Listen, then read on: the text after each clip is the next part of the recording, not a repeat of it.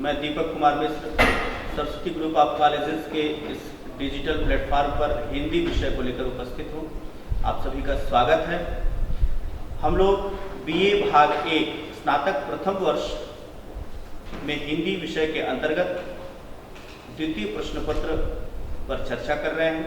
द्वितीय प्रश्न पत्र में ध्रुव स्वामिनी नाटक का अध्ययन किया जा रहा है। ध्रुव स्वामिनी नाटक के प्रथम अंक और द्वितीय अंक की हमने समग्र चर्चा की है। आज ध्रुव स्वामिनी नाटक के तृतीय अंक की व्याख्यात्मक चर्चा होगी, उसकी विशेषताओं को जाना जाएगा, उसके मार्मिक प्रसंगों का उल्लेख होगा। ध्रुव स्वामिनी नाटक के तृतीय अंक में ही नाटक अपने चरम पर पहुंचता है। नाटक के इस अंक में ही ध्रुव स्वामिनी का व्यक्तित्व पूरी तरह से उभर कर हमारे सामने आता है। निश्चित रूप से यह एक निर्णायक अंक है जो हमें अनेक प्रकार से सोचने के लिए विवश करता है। हम देखेंगे ध्रुव स्वामिनी नाटक के तृतीय अंक के उद्देश्य क्या हैं और हमें इसमें क्या पढ़ना है। हम इसमें नारी के साहस से अवगत होंगे। वह नारी जो ध्रुव स्वामिनी के रूप में पूरे संसार में जो पुरुषों के द्वारा लगातार अपने अधिकारों का हनन होते हुए देखती है और उसके खिलाफ, उसके विरुद्ध उसके मन में तरह तरह के भाव उमड़ते हैं, जिसके मन में यह भाव भी आता है कि धर्म ने क्या हमारे लिए भी कुछ स्थान छोड़ा है कि नहीं छोड़ा है। तो स्वामिनी नाटक के तृतीय अंक में धार्मिक रूढ़ियों का उद्घाटन भी होता है। प्रायः हम देखते हैं कि विवाह जब संपन्न होता है तो रीति रिवाज के अनुसार पति और पत्नी को समान अधिकार, पुरोहित बताते हैं कि समान अधिकार प्राप्त है, दोनों को एक दूसरे के प्रति वचनबद्ध किया जाता है। लेकिन धार्मिक रूढ़ियों के कारण कई बार स्त्री चुप रह जाती है।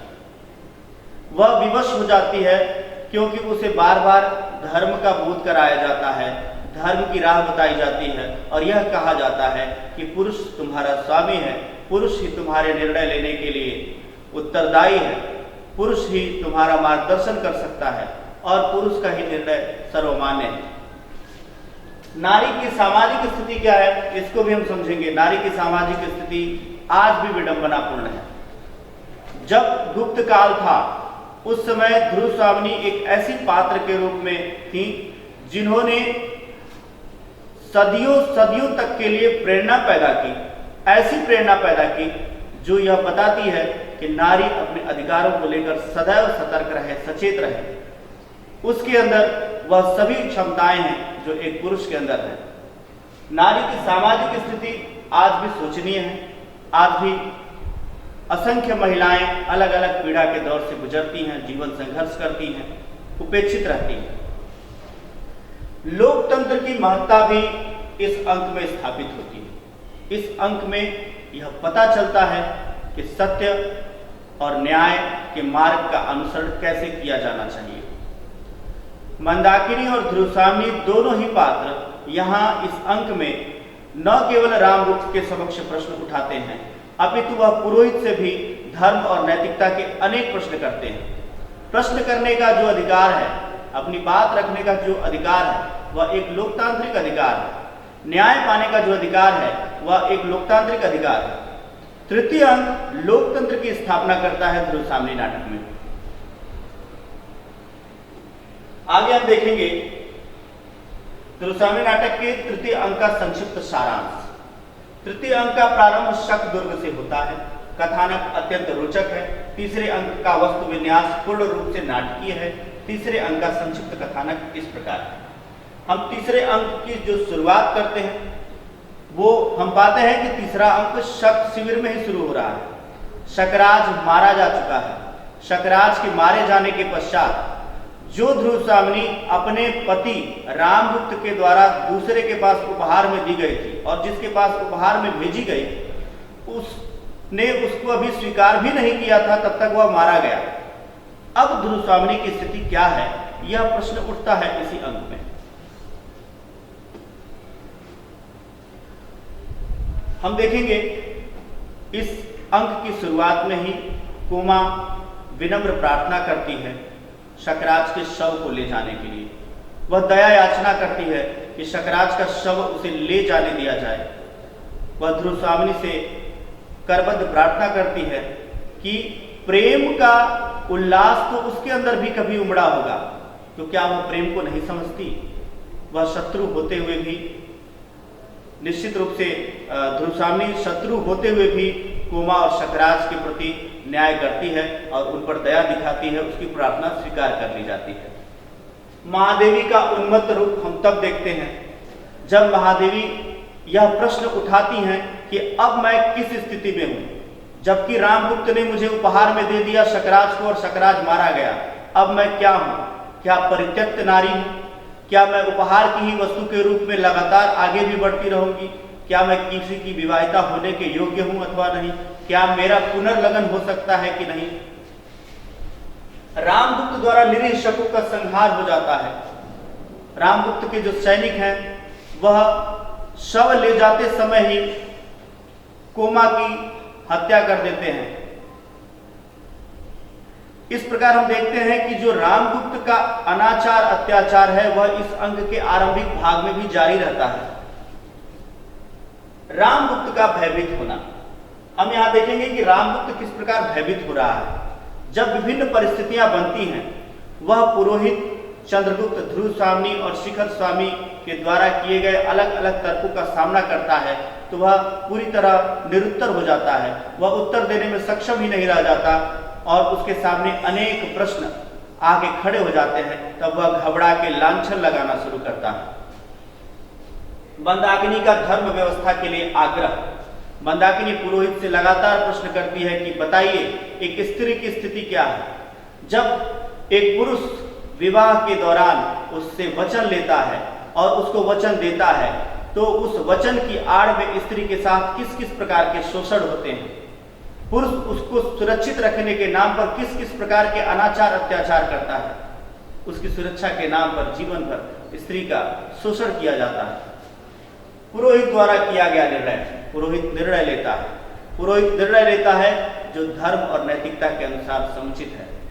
वह यह मानने को विवश होता है कि ध्रुव स्वामिनी का दृष्टिकोण सही है। जब पति विलासी हो, भोगी हो, मद्यपान करता हो, अनियंत्रित व्यवहार करता हो, मारपीट हिंसा करता हो, जब सदैव शंका करता हो, जब वह अयोग्य हो पति होने के, तब स्त्री उसे चाहे तो जब चाहे छोड़ सकती है। स्त्री चाहे तो किसी अन्य का वर्ण कर सकती है। यह धर्म की व्यवस्था स्वयं पुरोहित देता है ध्रुव स्वामिनी के समक्ष और सभी सभा के समक्ष। रामगुप्त का राज्यच्युत किया जाना, जब यह निर्णय प्राप्त हो जाता है, जब पुरोहित स्वयं कह देते हैं कि धर्म के अनुसार ध्रुव स्वामिनी सही है, तब उसके कुछ ही क्षण पश्चात रामगुप्त को सत्ता से हटा दिया जाता है। चंद्रगुप्त का राज्य पद को प्राप्त करना, और तीसरे अंक में ही हम देखते हैं कि ध्रुव स्वामिनी और चंद्रगुप्त की जय जयकार होती है।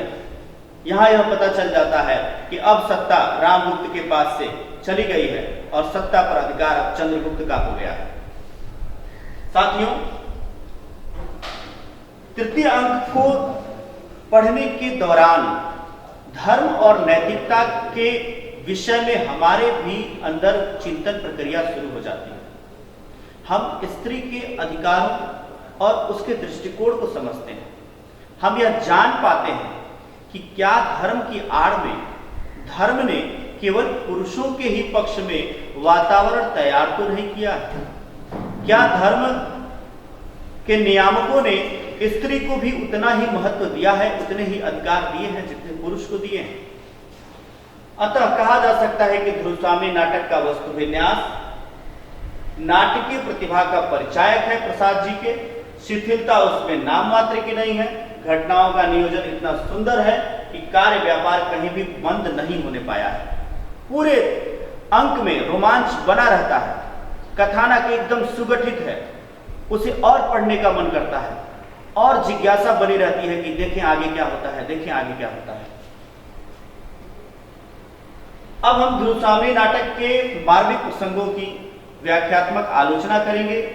ये व्याख्या भाग जो है वह प्रश्न की दृष्टि से महत्वपूर्ण है, परीक्षा की दृष्टि से महत्वपूर्ण है। पहला गद्यांश हम देख रहे हैं, लिखा है आप धर्म के नियामक हैं।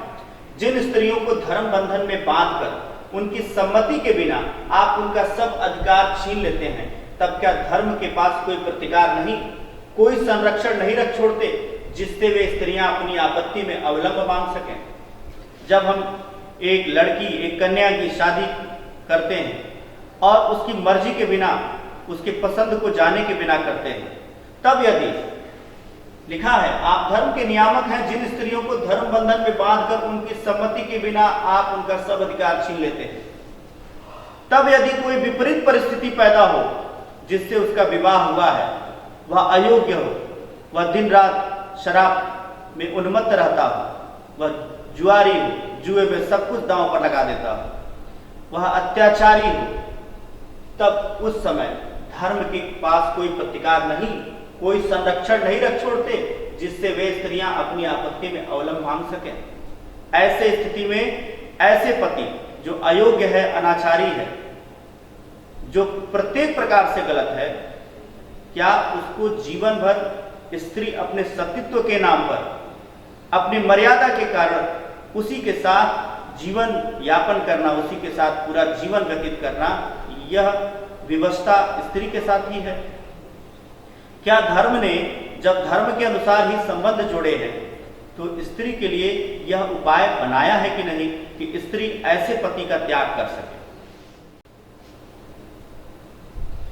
यहां दूसरे गद्यांश में हम देखते हैं कोमा क्या कहती है। कोमा कहती है, रानी तुम भी स्त्री हो, क्या एक स्त्री की व्यथा न समझोगी? आज तुम्हारी विजय का अंधकार तुम्हारे शाश्वत स्त्रीत्व को ढक ले, किंतु सबके जीवन में एक बार प्रेम की दीपावली चलती है, जली होगी अवश्य, तुम्हारे भी जीवन में वह आलोक का महोत्सव आया होगा। कुमा यह कब कहती है? जब वह याचना करती है ध्रुवसामनी से कि वह शकराज का शव ले जाना चाहती है, तब वह ध्रुवसामनी द्वारा उपेक्षित करने पर यह बात कहती है कि तुम भी प्रेम अवश्य की होगी, तुम्हारे अंदर भी प्रेम के अंकुर फूटे होंगे। आज जब तुम विजय प्राप्त कर चुकी हो तो क्या तुम्हारे अंदर जो स्त्रीत्व है, जो तुम्हारे अंदर कोमलता है, वह समाप्त हो जाएगी? निश्चित रूप से तुम हमारी बात को समझोगी और हमारे साथ न्याय करोगी। कोमा यह अपेक्षा करती है और उसकी अपेक्षा पूरी भी होती है। ध्रुवसामनी का एक कथन है गद्यांश के रूप में, पराधीनता की एक परंपरा सी उनकी नस नस में, उनकी चेतना में न जाने किस युग में घुस गई है। उन्हें समझकर भूल करनी पड़ती है। क्या वह मेरी भूल न थी? जब मुझे निर्वासित किया गया तब मैं अपनी आत्म मर्यादा के लिए कितनी तड़प रही थी और राजाधिराज रामगुप्त के चरणों में रक्षा के लिए गिरी, पर कोई उपाय नहीं चला। ध्रुवसामनी कहती है कि स्त्री को पराधीनता की आदत डाल दी गई है। वह स्वीकार कर चुकी है कि पुरुष उसके विषय में जो चाहे वह निर्णय ले सकता है और यह युगों युगों से होता चला आया है। इसलिए स्त्री ऐसा सोच भी नहीं सकती कि वह अपने पति या पुरुष के विरुद्ध जाकर कोई काम करे। उन्हें समझकर भूल करनी पड़ती है कि नहीं, स्त्री को यह जानकर भी भूल करनी पड़ती है, यह जानकर भी पति की बात माननी पड़ती है कि यह गलत हो रहा है हमारे साथ, लेकिन वह कुछ भी नहीं कर सकती, वह विवश होती है। जब ध्रुवसामनी को निर्वासित किया जा रहा था, उपहार में दिया जा रहा था, उस समय की घटना का वह वर्णन करते हुए कहती है कि मैं अपनी आत्म मर्यादा के लिए कितना तड़प रही थी और राजाधिराज रामगुप्त के चरणों में रक्षा के लिए गिरी थी, पर कोई उपाय नहीं चला। अब जबकि शकराज मारा जा चुका है, तब ध्रुवसामनी यह प्रश्न करने के लिए और भी सजग हो गई है और वह कहती है कि मैंने प्रत्येक प्रकार से एक पत्नी की मर्यादा को निभाने का प्रयास किया। एक पत्नी अपने पति से अपनी रक्षा के लिए याचना कर रही है और उसका पति उसे अगर उपहार में दे रहा है, तो क्या दोबारा उस पति को स्वीकार किया जाए? क्या दोबारा रामगुप्त को मैं स्वीकार कर सकती हूँ? अगर यह करूंगी तो युगों युगों तक के लिए एक गलत उदाहरण स्त्रियों के सामने आ जाएगा। मंदाकिनी का एक कथन है, मैं तुम लोगों की नीचता की गाथा सुन रही हूं अनार्य, सुन नहीं सकते? तुम्हारी प्रवंचनाओं ने जिस नरक की सृष्टि की है उसका अंत समीप है। यह साम्राज्य किसका है? आर्य समुद्रगुप्त ने किसे युवराज बनाया था? चंद्रगुप्त को या इस क्लीव रामगुप्त को, जिसने छल और बल से विवाह करके भी इस नारी को अन्य पुरुष की अनुरागिनी बताकर दंड देने के लिए आज्ञा दी। यहां कोमा, यहां मंदाकिनी शिखर स्वामी और रामगुप्त के कुटिल बुद्धि पर प्रहार करती है और वह कहती है कि तुम लोगों की प्रवंचनाओं ने जिस नरक की सृष्टि की है उसका अंत समीप है। स्त्री अब जाग गई। युगों युगों से प्रताड़ित पराधीनता की बेड़ियों में जकड़ी हुई स्त्री अब जाग गई। आज से 1700 साल पहले कि इस घटना के आधार पर हम यह कह सकते हैं कि ध्रुव स्वामिनी अपने समय के आधुनिकतम पात्र थे। आज भी उसी प्रकार की क्रांति की जरूरत है। आज भी आवश्यकता है कि अपने चेतना से स्त्री इस बात को समझ सके कि स्त्री के अधिकार क्या है। वह समझाती है कि आर्य समुद्रगुप्त ने किसे युवराज बनाया था? चंद्रगुप्त को बनाया था। चंद्रगुप्त को या इस क्लीव रामगुप्त को, जिसने छल और बल से विवाह करके भी इस नारी को अन्य पुरुष की अनुरागिनी बनाकर भेज दिया, दंडित किया। छल से विवाह किया था रामगुप्त ने ध्रुव स्वामिनी से, लेकिन उसके बावजूद, जबरन विवाह करने के बावजूद वह उसकी रक्षा नहीं कर सका। वह उसके गौरव की, उसकी लाज की मर्यादा नहीं बचा सका। ऐसे में मंदाकिनी का यह कथन अत्यंत मार्मिक है और यह इस अंक का महत्वपूर्ण प्रसंग है। अब हम कुछ प्रश्न इस अंक से देखेंगे। हम देख रहे हैं पहला ही प्रश्न, ध्रुव स्वामिनी का पुनर्विवाह नाटक के किस अंक में होता है? देखिए, पुनर्विवाह की चर्चा तो आती नहीं है, लेकिन यह माना जाता है कि इस घटना के उपरांत जब ध्रुव स्वामिनी ने यह कहा कि मेरे पति द्वारा मुझे त्याग दिया गया और जिसके पास भेजा गया वो मारा गया, मेरी स्थिति क्या है? तो धर्म के नियामकों ने, पुरोहित ने उसे यह कहा कि तुम अपने अनुसार उचित निर्णय लेने के लिए स्वतंत्र हो। और उसके बाद उसका तृतीय अंक में यह समझा जाता है, हालांकि प्रसाद जी ने इसका स्पष्ट उल्लेख नहीं किया है, कि पुनर्लग्न हो जाता है चंद्रगुप्त के साथ। रामगुप्त की मृत्यु का कोई विवरण नहीं मिलता है, लेकिन यह माना जाता है कि उसके पश्चात रामगुप्त का अंत हो जाता है। आर्य आप बोलते क्यों नहीं, यह कथन किसका है? अभी जब हम लोग पढ़ रहे थे तो हमने इस पर चर्चा की। यह कथन मंदाकिनी का है। आप सभी ने तृतीय अंक को भी ध्यानपूर्वक समझा होगा। इसी विश्वास के साथ बहुत बहुत